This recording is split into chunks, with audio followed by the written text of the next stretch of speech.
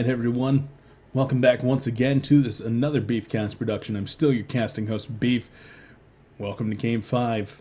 This is the last one here between these two players for today. Once again, this is going to be the round of 32 Group Stage 1 at Assembly Summer 2012. This is Game 5, the last one. Last one! We'll see who does end up advancing out of this group. This has been a really cool series. A lot of aggression here from our Zerg player. A lot of really neat play. Even seeing a lot of hallucination. Didn't end up winning the game, but it was certainly cute right there from our Protoss player last game. Let's get into it. Here on the right side of Metropolis, we do have the red Zerg. He is Western Wolves, sort of. And his opponent over here on the left side, the blue Protoss, dropping last game. Let's see if he can pull it out and end up taking the series. He is Liquid'HerO. I think he's my hero too. Is he your hero? I think he's my hero. He's certainly one of my favorite Protoss. I'll tell you that right now. I love watching Hero play. There's some absolutely cool videos of him with his Warp Prism Micro. And I could watch those videos all day. Although there was another one, Parting just had another video come out with Warp Prism Micro. Warp Prism and Immortals. Dude, that is so cool. I just love Warp Prisms. I love Immortals. Actually, I hate them because I'm a Zerg player. But I love watching them happen to other people, not me.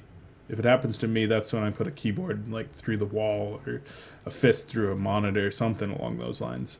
But that's enough of that. Here on Metropolis, a map that I actually love. It's a very cool map here for just every race. It's a pretty good map just in general. I really wish that it was back in the ladder pool. Unfortunate that it had a little bit of FPS issues. I hope that it ends up coming back in next season. Zerg players do end up liking the map quite a bit just because it is so big. There's so many bases. You can see such epic macro games. It's just a really cool map in general.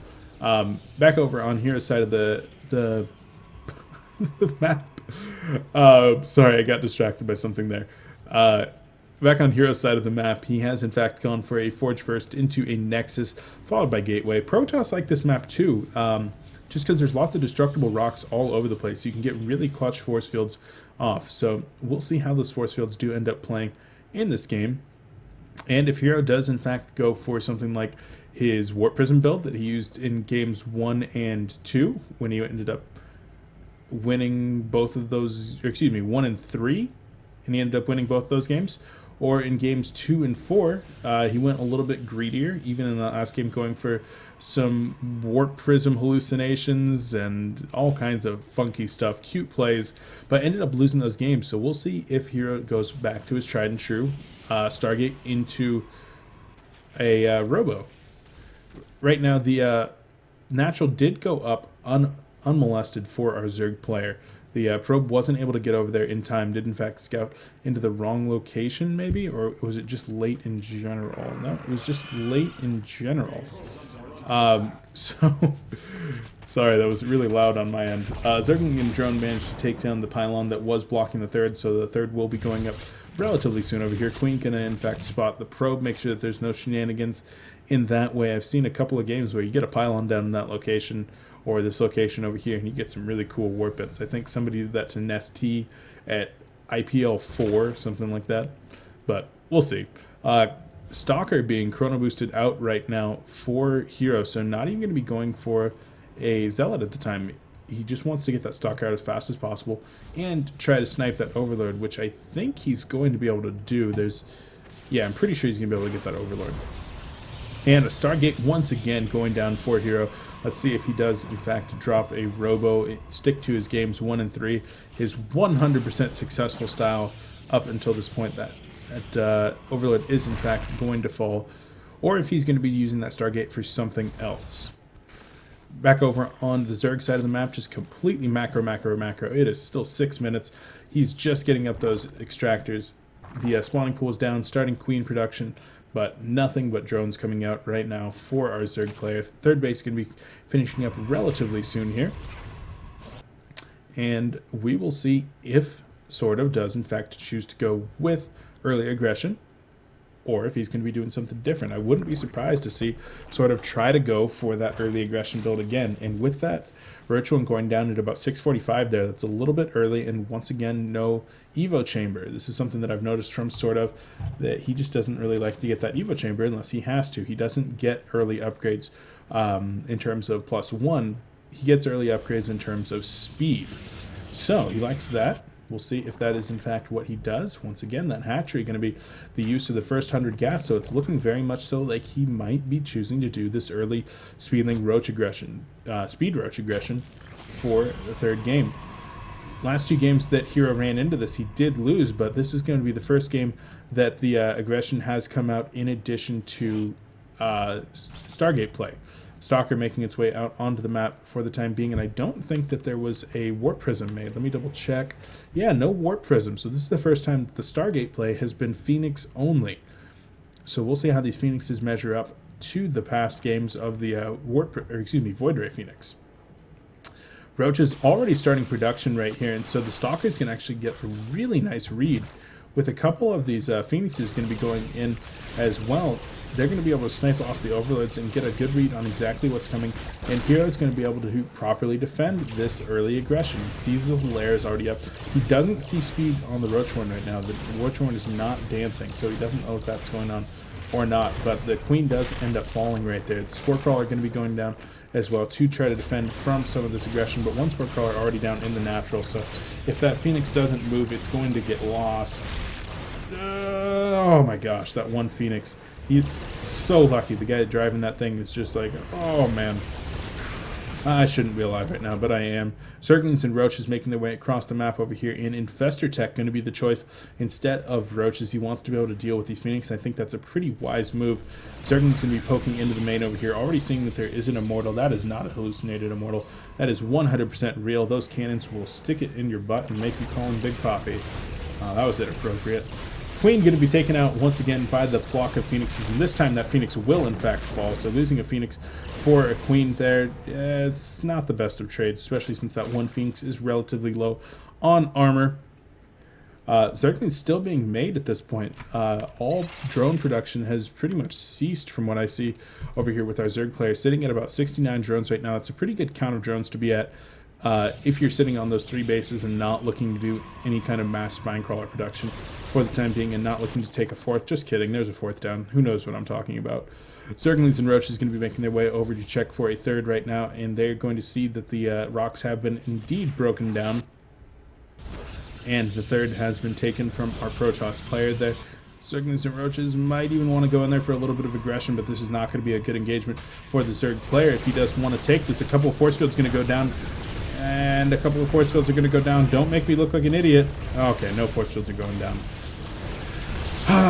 What can you do? Roach player, or excuse me, Zerg player, Roach player, does in fact force the cancel there on that Nexus. So great job forcing the cancel, delaying the Nexus by about 45 seconds and making his opponent lose some minerals, which are a little bit more valuable for the Protoss player for the time being, as the Zerg player is already comfortably on 4 bases and going up to 85 drones. I sincerely hope that some of those drones are going to be going into spine crawlers, because there is a large push coming across the map right now. There's no forward pylon set up just yet, so this could be fake aggression unless a probe's going to be moving out pretty soon here. This is looking like it's going to be a feint. Yeah, the army starting to move back. A couple of zealots going to be making their way over to the 4th, going to be able to snipe a few drones, maybe force some time off the line. But Infestor is going to be making their way over to meet up with these Phoenixes in just a second here. We'll see if, yeah, beautiful fungal going to be going down there. Let's see if he can finish it up with some more fungals. A total of 4 fungals is going to be needed with that Queen to take out all these Phoenixes. And the 4th fungal is going to be going down as well. Queen going to be able to clean up the last one. Mismicroed. No! Yeah, there he goes. Cool. That last Phoenix does end up dying over here in the base of the Zerg player. It looks like the Zealots were cleaned up by a couple of these Roaches, maybe? I don't know. Looks like the Zealots might have actually just been pulled back. Just using one to scout that base. Let's take a look at his vision. And he has, in fact, seen that base. The Zealots will hold the watchtowers for the time being. A few more Zerglings going to be required for this job, and the Zerglings will take back the bases for now. But look at that. Hero actually with some Colossi going to be moving out right now off of those 3 bases, and a total of 1, 2, 3, 4, 5, 6, 7, 8 gateways. This is going to be a pretty aggressive push. We do see the probe coming out. Zerglings are going to be able to spot that probe. We'll see if those Zerglings are just looking for a counterattack right now. Yeah, the Zerglings are actually just going to be running straight by. A pylon does go down over here, and with a nice Sim City and a few Zealots being, more than a few Zealots being warped in there, with the photon cannons in position, those Zerglings aren't going to be able to do a whole lot over there at the third. A few Zerglings going to be broken off here to deal with the Nexus, but that's going to get cleaned up pretty well by probes and Zealots. Roach is going to be making their way in to try to deal with some of those cannons. One of the cannons does end up falling, but I want to draw your attention to a beautiful play there by Hero. Hero actually blocked the choke with all these probes right here. He drone drilled them up the ramp and then just allowed them to stop right there. But the natural does end up falling there, as there's a large engagement over here with the drones being pulled all the way off the fourth for the time being. A couple of the infestors do fall to the Colossi as well, and the fourth and fifth are going to be very exposed here for the Zerg player. Doesn't look like he's going to be able to clean this up right away. The Corruptor is going to be coming out right now. Do manage to take out the first Colossus, but with all these Zerglings, all these infestors over here, Neural Parasites going down onto these Immortals. What are you going to do when that Neural Parasite runs out, though? All these infestors that have Neural Parasited units will be dying relatively soon here, and he wants to get that Colossus down. The last Colossus does in fact fall, and so Zerglings are going to be very effective against these Blink Stalkers and the Immortals, but the Zealots being warped in over here by the Warp Prism are going to be mentioned to take out the fifth base after all. The Corruptors no longer serving a whole lot of purpose. Zealots even going to be making their way into the Spine Crawler line back here, but with these Zerglings, they will force a lot of warp-ins on Zealots so that he might have time to properly defend his third. But with the fourth and fifth going down, being on equal bases with your Protoss opponent, not exactly where you want to be. Even more Zerglings making their way across the map right now. Blink going to be started here as well, in addition to getting that Nexus back up. That Nexus has been delayed by quite a bit. I don't know why it's taking them so long to get that up, and you don't often see this going down. The Protoss player going to be taking out the Rux for his Zerg opponent. What a nice guy. Good guy, Protoss. No, he just wants to get in there and kill you. That's why he's taking that down. Roaches and Zerglings going to be in production over here as the Greater Spire is going to be finishing up relatively soon. The Fleet Beacon even going to be going down back at home for Hero. Zerglings going to be making their way once again into the third. We'll see if he does any hold position micro into the middle line over here. And nope, they're just going to try to fight with these Zealots. Not very effective at all. These High Templar are even going to be warping in over here. They do not have Storm, so these are going to be for feedbacks onto the infestors right there. And some beautiful feedbacks do end up going down. A total of 3 infestors left with any fungals, and the Zerglings making their way in there. Roach is providing the DPS that they need to take down those infestors very quickly, and with a large number of Zerglings left over, the Protoss army is actually in really rough shape right now. Zerglings, Roaches going to be cleaning up everything over here. The last 3 Stalkers just going to be looking to blink on out of there, maybe take out a infestor or 2 while they're there. But actually, 3 Blink Stalkers are going to provide a little bit of a hard time there for the Zerg. No, not when they blink that direction, that's for sure.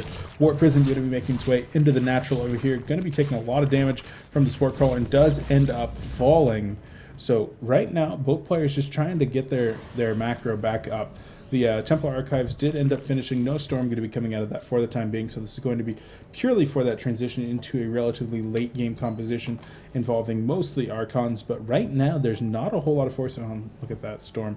There's not a whole lot of forces on the map for our Protoss player. Going to be relying on a low number of high effectiveness units like those Templar to try to get the maximum engagement. Just get a couple of feedbacks off and morph a Archon.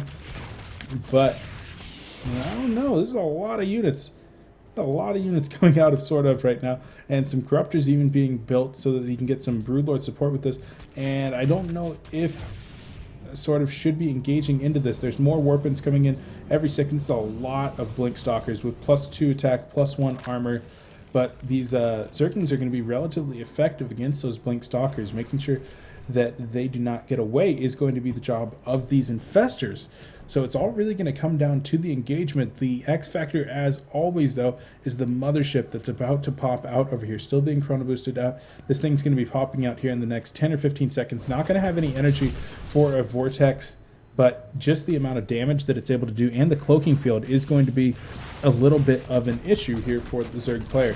Even just seeing it on the map is going to make him wary, but these Broodlords have in fact morphed in. 5 Broodlords for the time being, going to be starting to wail away on the front gate here at the natural.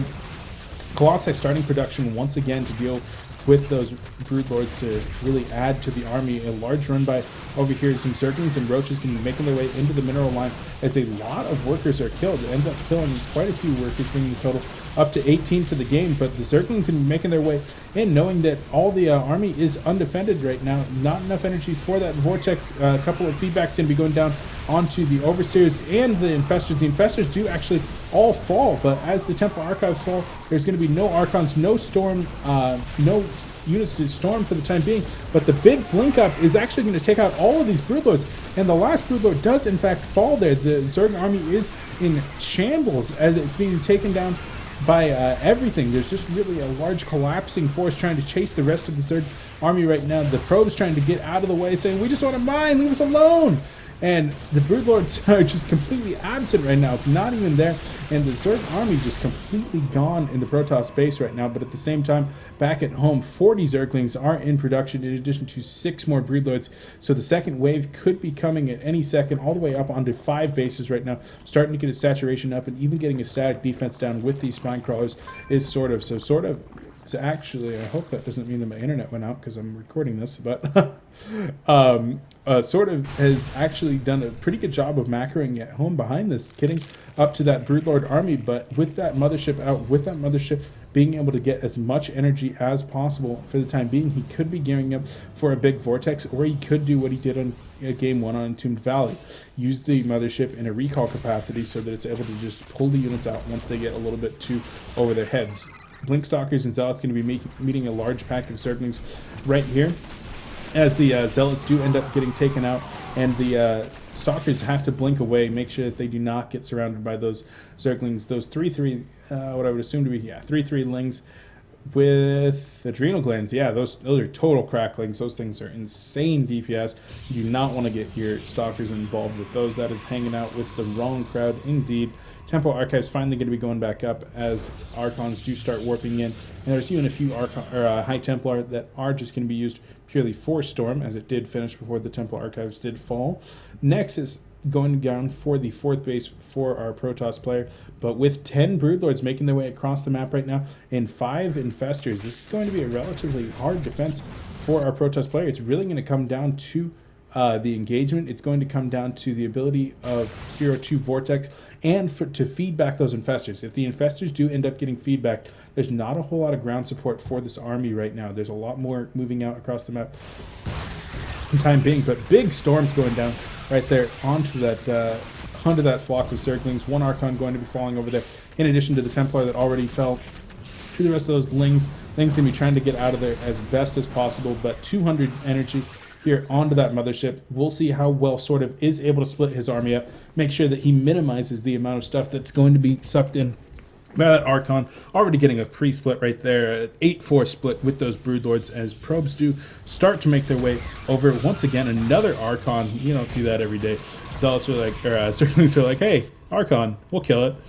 Archon's very good against Zerglings, so we'll see how this does end up playing out right here. The Zergs just a little bit happy to contain his opponent right now. Neural Parasite has already been completed, so he might go for a Neural Parasite onto this mothership right here. And I see he wants it. He wants it. He wants it so bad. Storm going down on a few of those Broodlings right there, wanting to clean that up as best as possible. More Zerglings sitting, making their way into the map, and I'm starting to lag a little bit. This is one of the reasons that Metropolis is not played very often in ladder and even some tournaments, is because there are some frame rate issues. Zerglings are making their way into absolutely everywhere right now. One Broodlord is going to be picked off by a lot of this, but right here, this is the beautiful position for the Vortex, but the Neural Parasite already went down onto that mothership. I'm so sorry that I missed it. There's so much action going on all over the place, but Neural Parasite went down already onto a lot of those High Templar and wasted all the energy of the mothership. But feedback's coming in on so many units. A couple Storms even going to be going down right there. And wow, look at that. Hero taps out and SortOf able to take this best of 5 series with some absolutely beautiful play, turning on the aggression in his 2 previous wins, and this win coming purely out of macro with some absolutely great run-bys with Zerglings, able to put on all that economic harassment, Neural Parasite, using all the energy on that mothership, able to seal the win right there. Beautiful, beautiful play. And I didn't know who won this series, and I was honestly expecting it to be Hero. So this is just like, this is really cool to me. That's really cool. Anyway, it's not often that I'm wrong. I'm wrong all the time. Anyway, thank you very much for joining me. I've been your casting host, Beef. This is the end of the Best of 5 series. We'll be back later on in the next couple of days with the final matchup from the round of 32 that I'm going to be casting. That will be EG's DeMuslim versus Moon. So a TVZ, another Best of 5 series. I can't wait to do that one. It's going to be the last one before we move into the round of 8 and then further on with the rest of this tournament. So thank you for joining me. Please make sure to subscribe. And this will be going up in playlist format. Make sure to watch it all. And I'll catch you guys